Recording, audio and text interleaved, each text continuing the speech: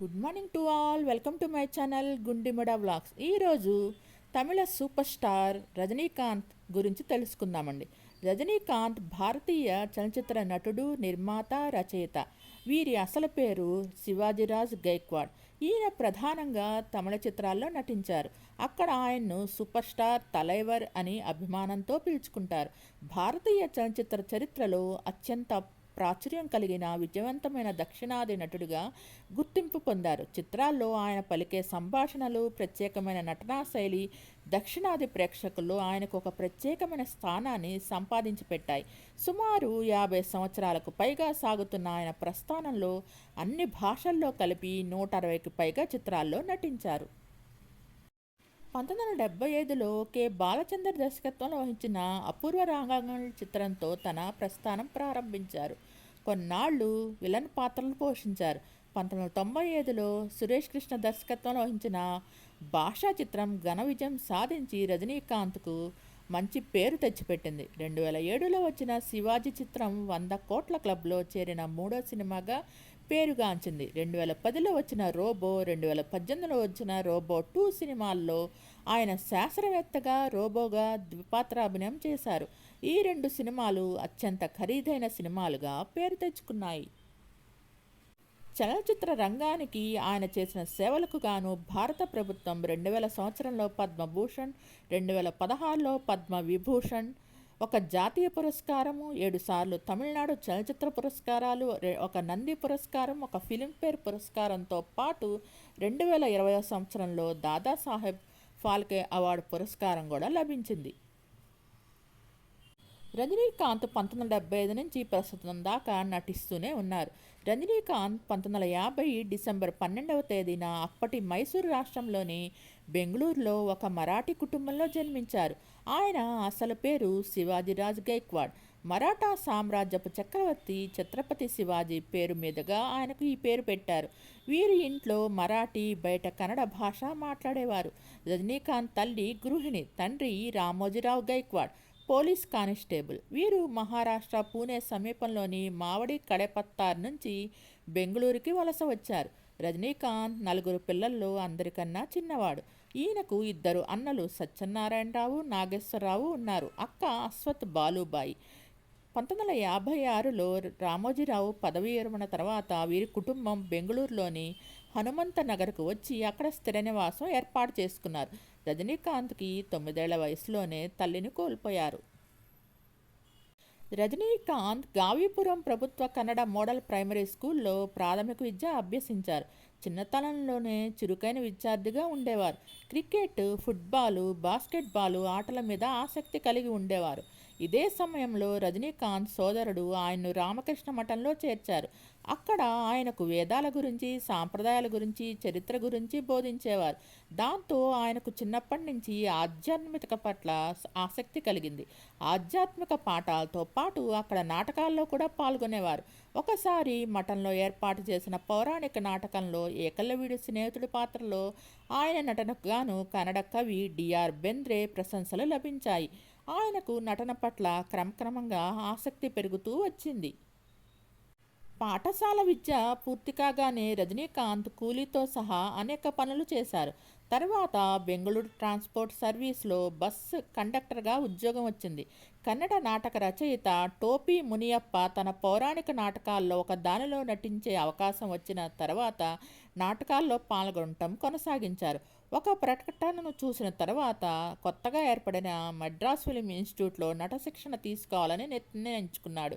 అతని నిర్ణయానికి కుటుంబం పూర్తిగా మద్దతు ఇవ్వనప్పటికీ అతని స్నేహితుడు, సహోద్యోగి అయిన రాజ్ బహదూర్ అతని సంస్థలో చేరేలాగా ప్రోత్సహించి ఆర్థికంగా మద్దతు ఇచ్చారు. శిక్షణా సంస్థలో ఉన్న సమయంలో తమిళ చిత్ర దర్శకుడు కె. బాలచందర్ అతన్ని గుర్తించారు. అప్పటికే తమిళనాట ప్రజాదరణ పొందిన శివాజీ గణేశన్ గందరగోళాన్ని నివారించడానికి బాలచందర్ శివాజీ పేరును కాస్త తెర మీద రజనీకాంత్ అని మార్చారు. అతని మునపటి చిత్రం మేజర్ చంద్రకాంత్లోని పాత్ర పేరు నుండి దీనిని తీసుకున్నారు. అలాగే తమిళం మాట్లాడడం నేర్చుకోమని దర్శకుడు అతనికి సలహా ఇచ్చారు. రజనీకాంత్ వెంటనే ఆ సలహాను అనుసరించారు. రజనీకాంత్ 1975లో కె. బాలచందర్ దర్శకత్వంలో వహించిన అపూర్వ రాగంగల్ చిత్రంతో తన ప్రస్థానం ప్రారంభించారు. ఈ సినిమాలో కథానాయికగా నటించిన శ్రీవిద్య మాజీ భర్తగా రజనీకాంత్ చిన్న పాత్ర వేశారు. ఈ చిత్రంలో వయసులో పెద్ద తేడాలున్నా వారి మధ్య బాంధవ్యం గురించి కథ ఉంటుంది. ఇది విడుదలైనప్పుడు కొంత వివాదాలను కూడా చవిచూసింది. అయినా విమర్శకుల ప్రశంసలు అందుకుంది. 1976లో జరిగిన జాతీయ చలనచిత్ర పురస్కారాలు మూడింటిని చేజిక్కించుకుంది. ఆంగ్ల దినపత్రిక ది హిందూ కొత్త నటుడు రజనీకాంత్ చక్కగా నటించాడని ప్రశంసించింది. తరువాత రజనీ నటించిన పుట్టಣ್ణ కనగల్ దర్శకత్వం వహించిన కథా సంగమ ఈ సినిమాలో రజనీకాంత్ చివరిలో ఒక రౌడీ పాత్రలో కనిపిస్తారు. తర్వాత దర్శకుడు కె బాలచందర్ తాను తమిళంలో రూపొందించిన అవల్ ఒరు తొడరై కథైకి తెలుగు పునర్నిర్మాణమైన అంతులేని కథలో సినిమాలో నటింపజేశాడు. మూండ్రు ముడిచ్చు సినిమాలో ఒక ముఖ్యమైన పాత్ర పోషించారు. ఈ సినిమాలో రజనీకాంత్ సిగరెట్ పైకి ఎగరేసి కాల్చే స్టైలు ప్రేక్షకులను ఆకట్టుకుంది. 1976లో ఆయన చివరి చిత్రం బాలు జేను. ఈ సినిమాలో కథానాయకుని ఏడిపించే ప్రధాన విలనుగా పాత్రను పోషించారు. 1977లో బాలచందర్ దర్శకత్వంలో వహించిన అవర్గల్, భారతరాజ దర్శకత్వంలో వచ్చిన 16 వయసు దినిలే చిత్రాల్లో ఇలాంటి పాత్రల్లోనే నటించారు. 1977 మధ్యలో తెలుగులో మొట్టమొదటిసారిగా చిలకమ్మ చెప్పింది అనే తెలుగు సినిమాలో కథానాయకుడిగా నటించారు.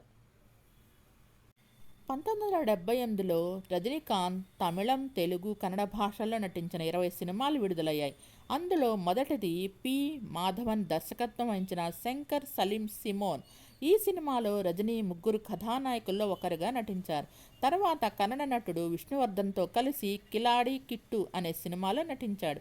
తర్వాత సూపర్ స్టార్ కృష్ణతో కలిసి అన్నాదమ్ముల సవాల్ అనే చిత్రంలో రెండో కథానాయకుడిగా నటించారు. ఈ సినిమాకి కన్నడ మాతృలో కూడా రజనీకాంత్ అదే పాత్రలో నటించారు. ఎం. భాస్కర్ దర్శకత్వంలో వచ్చిన భైరవి రజనీకాంత్ సోలో హీరోగా నటించిన తొలి తమిళ చిత్రం. ఈ భైరవి రజనీకాంత్ సినిమాతోనే అతనికి తమిళ సూపర్ స్టార్ అనే బిరుదు వచ్చింది. ఈ సినిమా డిస్ట్రిబ్యూటర్లో ఒకరైన ఎన్.